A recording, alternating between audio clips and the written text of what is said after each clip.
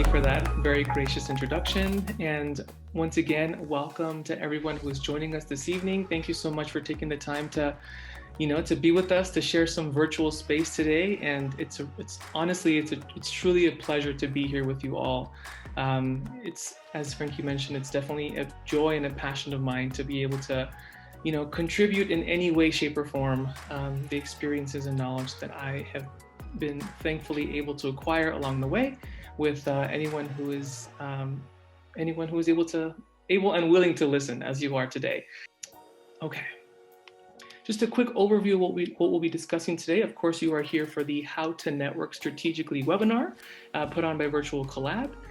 Just kind of the four overarching themes that we'll be talking about today: the 5 W's of networking, do's and don'ts when it comes to networking, how to conduct an informational interview, and what that is, of course, and then how to use LinkedIn to network virtually.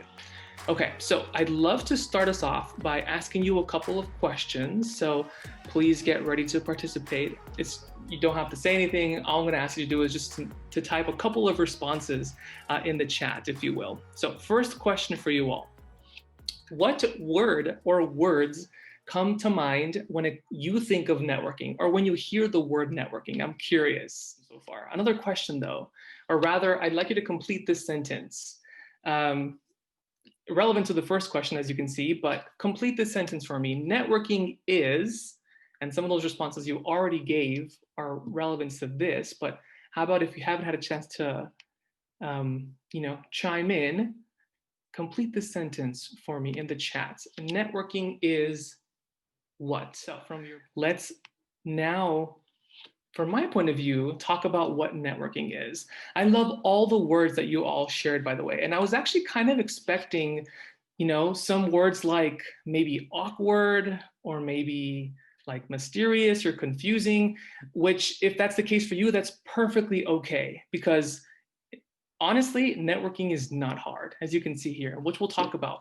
Part of what we'll talk about today is the process of networking, how to do so in a way that's very, very manageable, as you'll see. So networking is simply relationship building. A really cool article I read the other day is it's simply talking to people. It's simply chatting. You can also think of it as establishing professional connections. These are all synonyms to really get at, the same thing. Networking is mutually beneficial. So some people, it seems like none of you, and if so, that's okay. Some people don't like networking because they think it's all about, asking for favors or asking for information. It's a selfish act to network, and it's actually not. Networking can and should be mutually beneficial for everyone involved.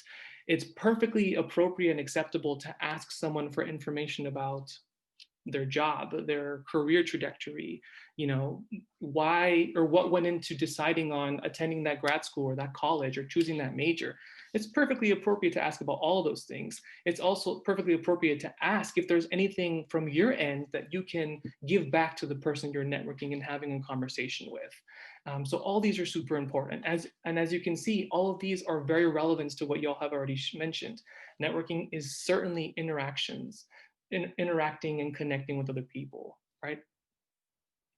Awesome. So networking is these things, and let's move on. Let's keep going. And now let's start going through our 5 W's of networking, right? We usually start with who, but we're actually going to start with why when it comes to our 5 W's of networking. And our why is, why should you even network? Why should you, spend some time, doing this? Well, simply put, because it's relevant and helpful in achieving your career goals, whatever they are, right? If you are currently an undergraduate, maybe let's say you're a senior, you're a couple of months, maybe a semester or a quarter, depending on, how your academic calendar is. Let's say you are close to graduating. So maybe you've started thinking about, looking for full-time work, right? Transitioning into the workforce after graduation. Can networking help you find a job? Absolutely. Networking is still the best way to find a job. As a matter of fact, a survey by LinkedIn has, shown that up to 80% of jobs are filled through personal connections alone, and up to 70% of jobs aren't even listed on job boards. like LinkedIn, like Glassdoor, like Handshake, or like, whatever job board your school uses. 70% of jobs you'll never even see on those places. So how would you even know about them? How would you even go about getting those jobs? Networking. Let's say you've already sent out some applications for some jobs, or maybe you are going to send out applications for some internships, right? You're almost always going to have to go through an interview process to get to acquire any of those opportunities. Can networking help you with preparing for an interview? Absolutely. There are certainly ways to make connections with people at the job, at the companies or organizations you want to work or intern at before even being hired, that can help you get hired, that can help shed some light on information that you can mention and use in your interview to set you apart from the rest of the competition, from the rest of the candidates applying for that same job. Networking can be helpful if you are about to enter college, or if maybe you're a first year in college and you're, considering your options when it comes to declaring a major.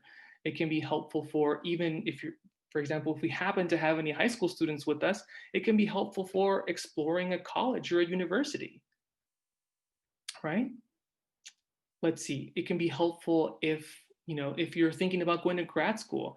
Like Frankie mentioned, I have a master's degree from UPenn, and I say that not at all to brag.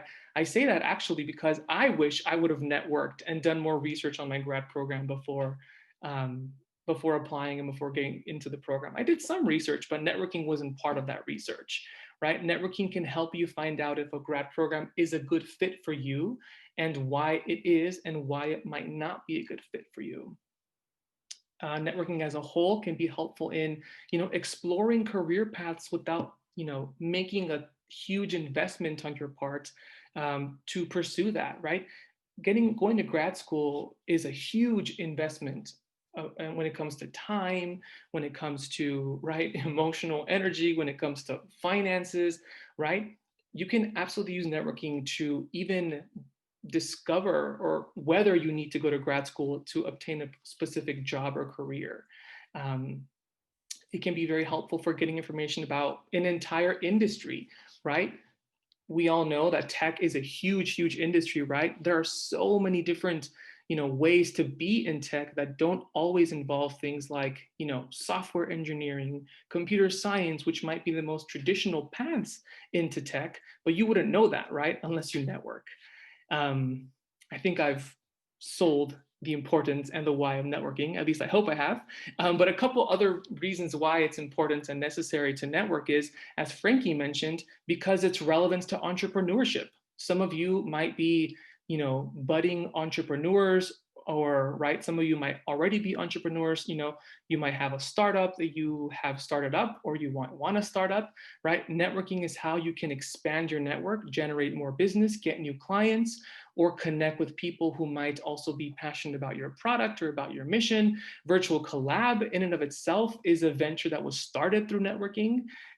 So super important. It can help you learn new approaches. Currently in my job, I have the task of, for example, going to find out how other career centers approach what's called a program called the Resume Book, which is basically a compilation of resumes of job-seeking seniors and alums. We do it a certain way at Scripps College. Other colleges and universities might do it differently. Networking is how I can learn about those different approaches to see if one of those might make sense for Scripps so we can implement it here.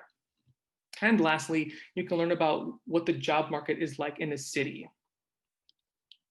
Okay, so that's the why behind networking.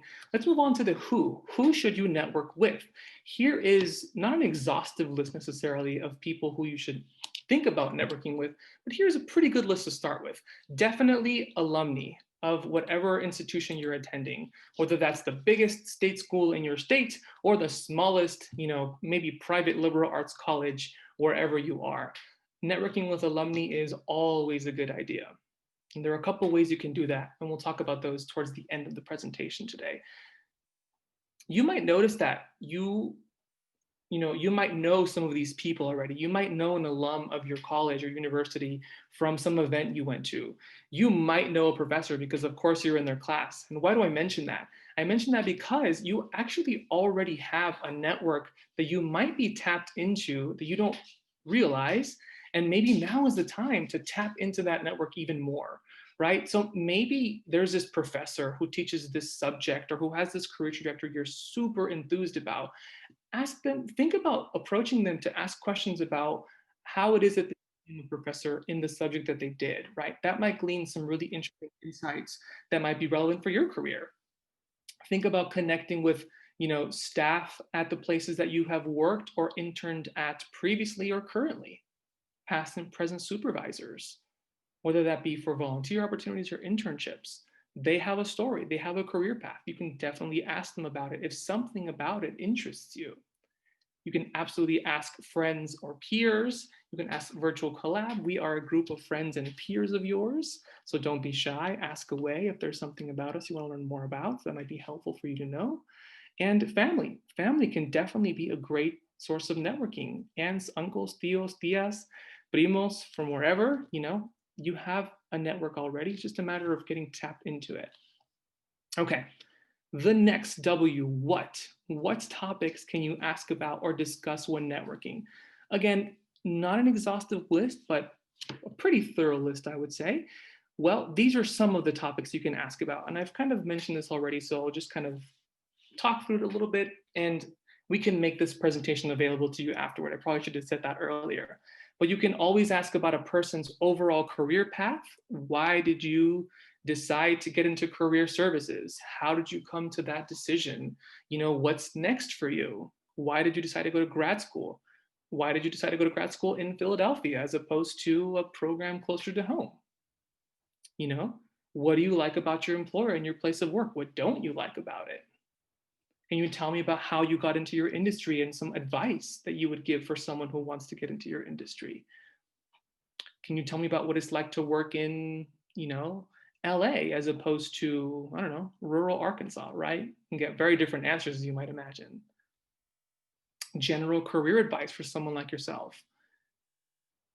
We're going to go into more of this in their do's and don'ts section, but you can definitely ask about opportunities available at their place of work. We're never going to ask someone for a job necessarily because chances are they can't just give you a job, right? Unless maybe they're business owners or startup founders.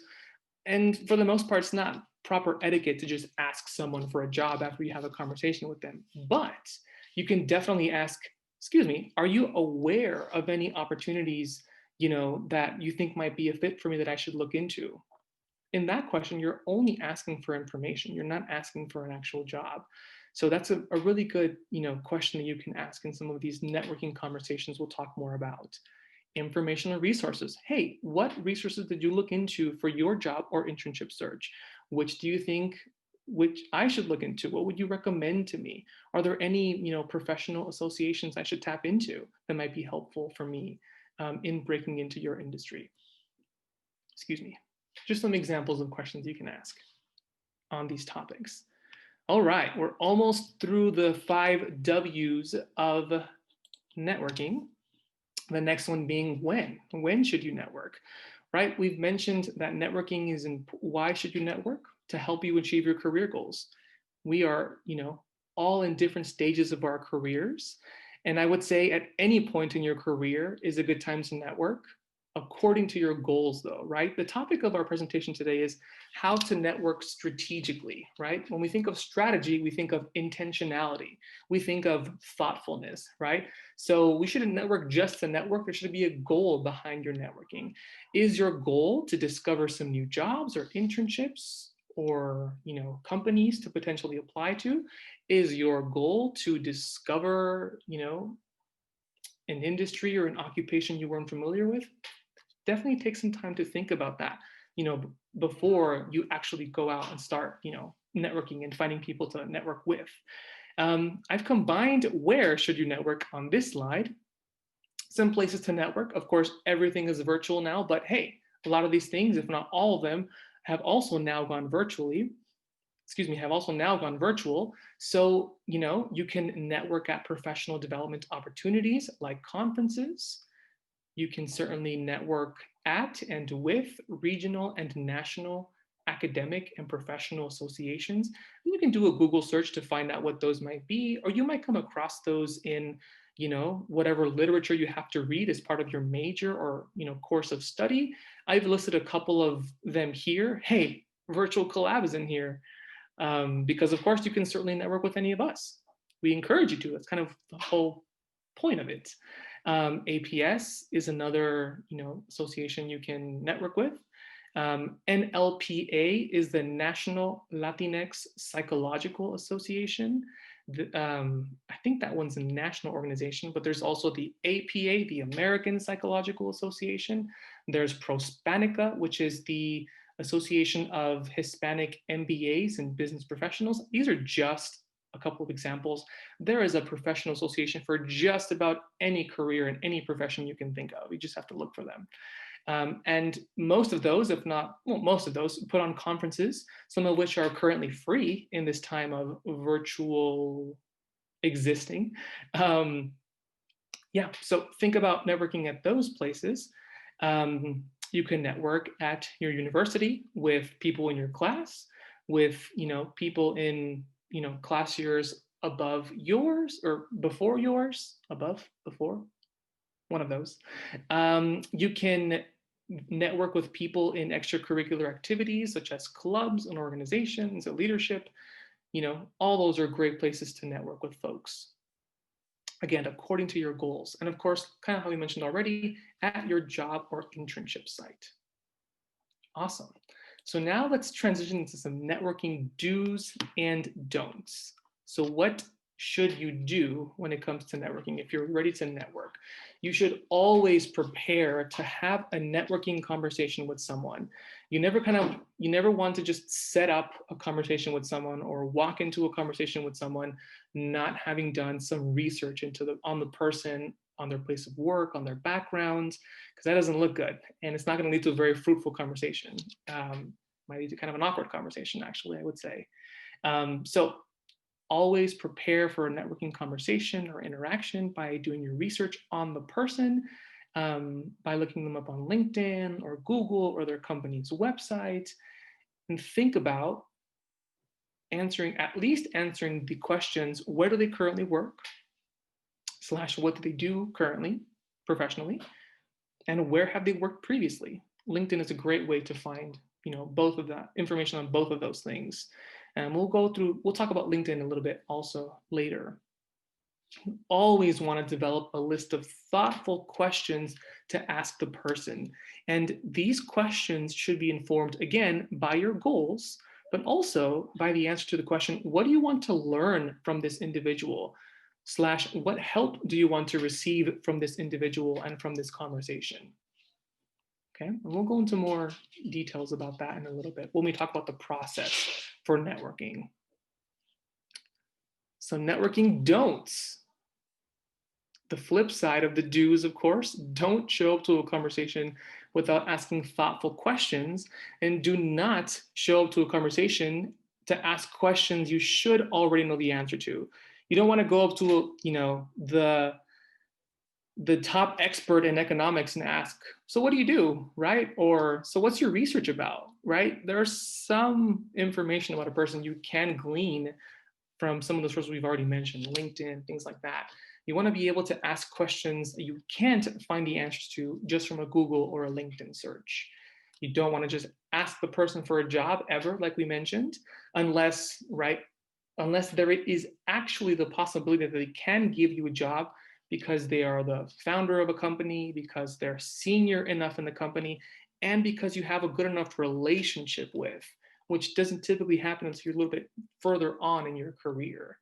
But for the most part, it's kind of like asking for someone's salary. Not really a good idea. It's not really proper etiquette. Although asking about someone's salary, some discussion that could be had there. Do not forget to send a thank you email, and do not forget to follow up with someone if after a conversation you agree to do something. And we'll talk more about that in a second. So don't ghost people, in other words. Okay, now let's talk about the actual process. Like we mentioned, networking is not hard. It is vital. It is an acquired skill, and it does take some practice, but it's not hard, I promise you. So let's talk about the process before you actually have a conversation with someone. What are some steps you have to take, right?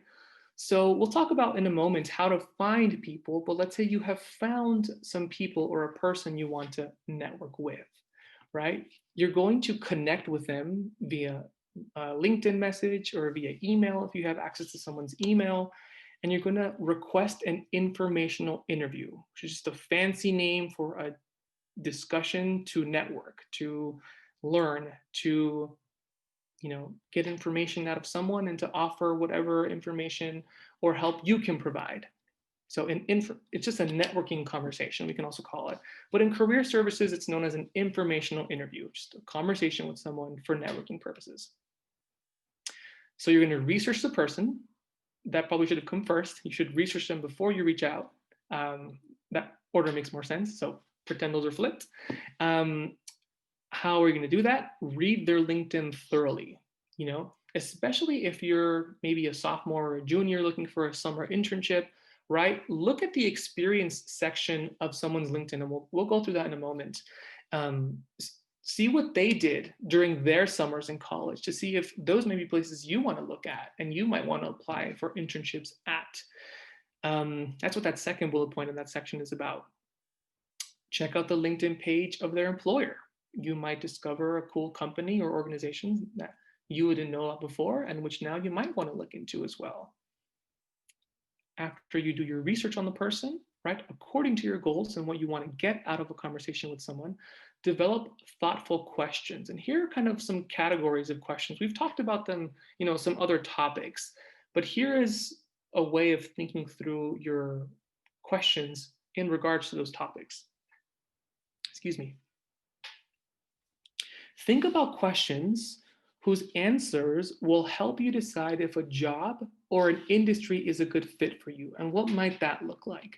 Well, let's say you want to apply to Boeing or, I don't know, Facebook. But you've heard some things about Facebook that are a little unsavory or a little unsettling, right? But maybe it's just about a particular office. So let's say you're having a networking conversation with someone in Seattle at the Facebook Seattle office, right? A question that can help you decide if a job or a company or an industry is a good fit is, what's the company culture like at Facebook in your office? Is it pleasant? Do you like going to work every day? Do you like the people you work with?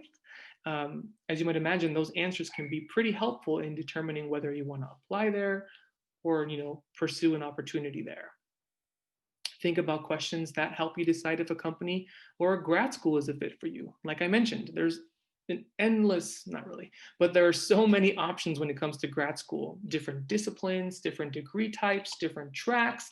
There are dual degrees, so many things to consider when it comes to grad school. Definitely want to do your research when it comes to grad school. So you can ask a question like, why did you decide to go to this, private graduate school when you could have gone to the state school down the street?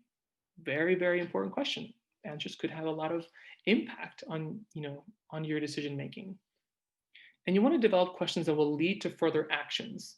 It's always appropriate to ask in a conversation if that person is willing to connect you with other people in that same industry, in that same company, or elsewhere who, you might also benefit from talking with. Those are called second degree connections and can be very, very helpful as well. We'll talk a little bit more about those in a bit. You can ask questions like, do you have any recommendations for job sites, search engines or resources or tools that I should look into that might be helpful for my career? That is going to lead you to that's going to give you some action items. It's going to lead you to further action to take those insights from that conversation and do something with them. So think about developing some of those as well. I've mentioned some of these already, but here are some examples of other good questions you can ask.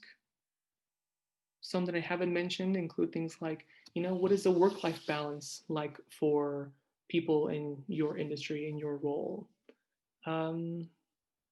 Let's see. I think I mentioned these other ones in one way or another, so I'll keep going. But again, we can send you this later if you would like. Okay, so you've done all that, and now you are just about ready to, jump on Zoom or jump on a phone call or I guess you could go for a socially distanced coffee chat if you can where you are. Um, of course, you want to be prompt. If you have agreed to a certain time, you should be early to that interaction. You should be your kind, respectful, and courteous self throughout. You want to be an active listener, so be prepared to take notes and use body language to really show the person that you're engaged and interested in what they have to say. And like I mentioned earlier, networking doesn't always have to be a give and no take. It can definitely be a give and take. An example of this is, let's say you're networking with an alum from your university. That alum maybe has been out of college or grad school for 5, 10 years. It doesn't really matter how long, right? People are genuinely interested in what goes on at their alma mater. You can definitely ask a question like, is there anything you'd like to know about what's happening, at, I don't know, NYU, UCLA, wherever you're going, UCSD, Grand Canyon University, wherever, right? Is there anything you'd like to know about what's happening at, in college for me, or about my journey? Or if you think of something, right, maybe there's a skill that you have that this person might benefit from. It's kind of a stretch, but not really. You can offer that if you're up for it. Again, it can be a give and take. It can be mutually beneficial. Okay, so now you've had the conversation. Because you're so good at it now, because you're awesome, because you came to this webinar, and hopefully you're getting something great out of it. What should you keep in mind after the interaction with someone? You like when interviewing for a job or an internship, you want to send a thank you email by the end of the day that same day, right? And you want to personalize that email. You're not just going to send a, hey, person, thank you so much for talking to me today. Kind of basic, right? You want to personalize it. It doesn't have to be a super long like book report on what you liked about it, but at least a sentence or two of I really enjoyed learning more about how you ended up getting a job at your law firm, how you started your own company, how you blah blah blah, right? Personalize your thank you email to the person. Add them on LinkedIn if you haven't already, and follow up periodically and update them on your progress. Let's say the goal you had with a conversation was to discover, internship or job opportunities. You have the conversation, you end up applying to that job or internship, and you get it because you're that good and awesome. The person who helped you get there would love to know about that. So shoot them a quick note and say, in addition to the thank you email, once that happens for you because you're so great, let them know, hey, I just wanted to let you know that I got the internship at Deloitte, or I'm trying to diversify the industries here, or with the Hispanic Scholarship Fund, right? Thank you for your great insights into the organization or the industry. It helped me land this job or internship. People would love to know that. That solidifies that networking relationship, and can still be helpful even further down the line if you hope to continue advancing in the same industry, or not, right? That's someone who you kind of solidified that relationship with.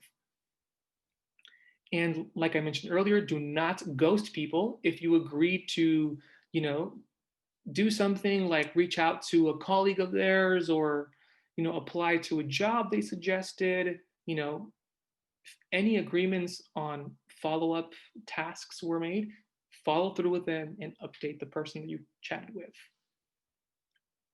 Awesome. We're just about done, folks, and we're going to move into questions in a minute. But I want to also leave you with a couple of more practical things to consider when it comes to networking. So a couple of networking tools at your disposal. I'm actually going to start from the bottom and work my way up. Although, yeah, let's do that.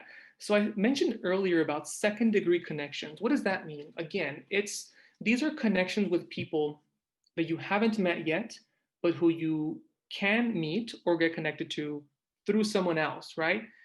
I am not an architect, but I have a friend who's an architect. I don't know anything about flipping houses or starting my own coffee shop, but I know people who do. So even though I can't answer questions on those topics, because that's not what I know, I can introduce you or I can encourage you to reach out to people who do have answers to those questions you seek. So second degree connections are very important, right? So you can definitely, get connected with those other people as well by asking to get connected with other folks in a conversation. So I want to stress that a little bit. We'll also revisit second degree connections when we talk about LinkedIn in a second. Just about every university, college has an alumni directory or database that you can look through to find people according to what industry or occupation they might be in. Excuse me. And that's usually managed by your career center. So if you haven't visited your school's career center yet, I highly encourage you to do so, not just to get access to the alumni database at your school, but just to make use of all the great resources that are available there. I never went to my career center to my own detriment, and now I work in career services, and I can't encourage folks enough to go to their career center, regardless of where they are in their career development. And there are also some other networking tools that different schools have access to.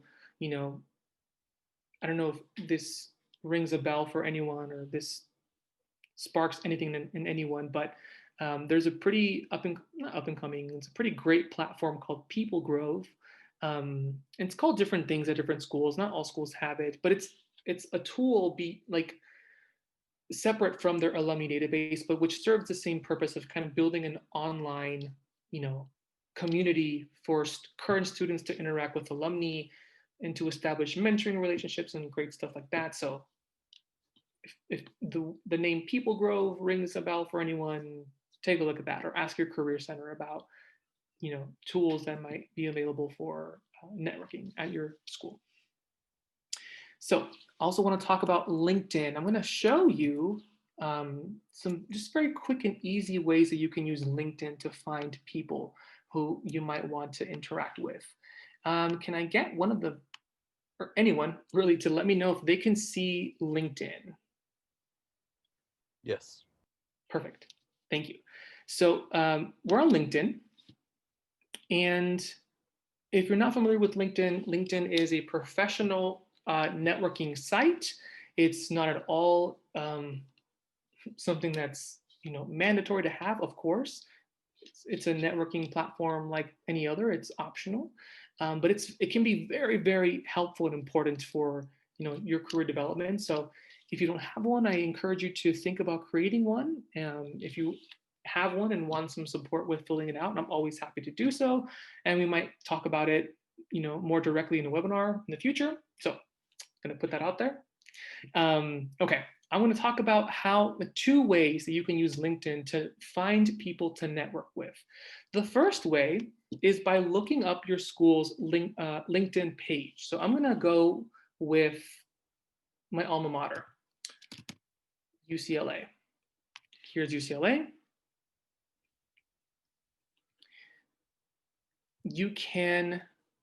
So this is UCLA's LinkedIn profile. If you click on this alumni tab, lo and behold, you can find information on all the alumni from your college or university that are on LinkedIn.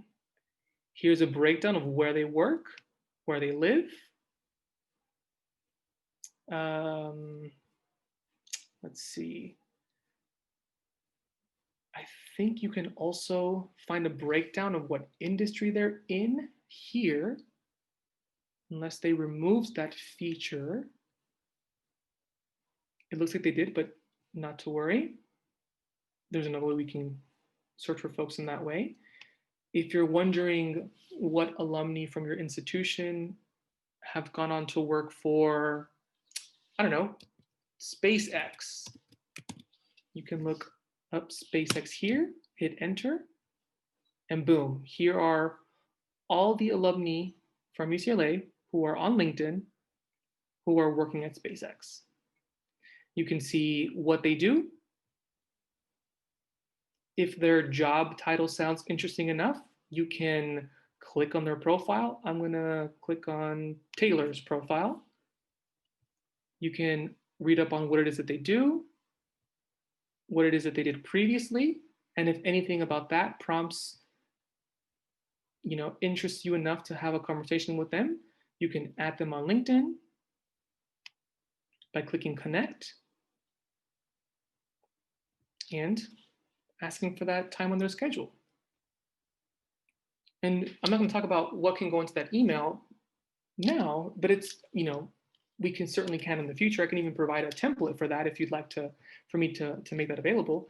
But it's basically, asking for some time on their schedule, what it is that prompts you to reach out, of course, who you are, why you're reaching out, and offering, different ways of connecting.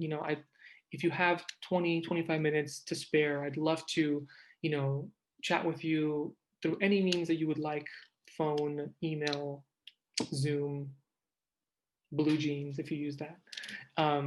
Okay, so that was the first way that you could find folks on LinkedIn.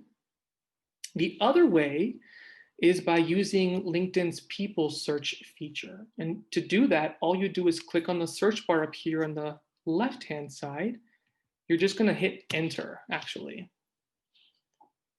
From here, you can click on people, and then all filters. And you have all these great filters you can use to find people. You can find folks by what company they work at, as we were talking about earlier, what school they are attending or have attended, or perhaps most helpfully at this point, what industry they're in. If you want to network with folks who work in mental health, boom, mental health care industry filter. If you want to network with folks who work in mental health in Chicago, where is city? Oops. Oh, locations, Chicago. We were looking for folks who are in the mental health space.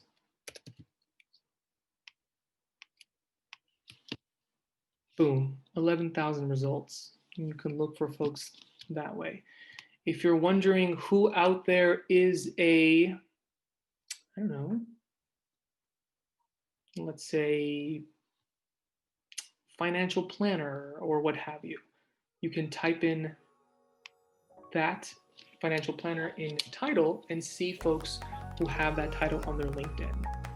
So quick and easy way of using LinkedIn to look for people that you might want to network with. Folks, thank you all so much for joining us today.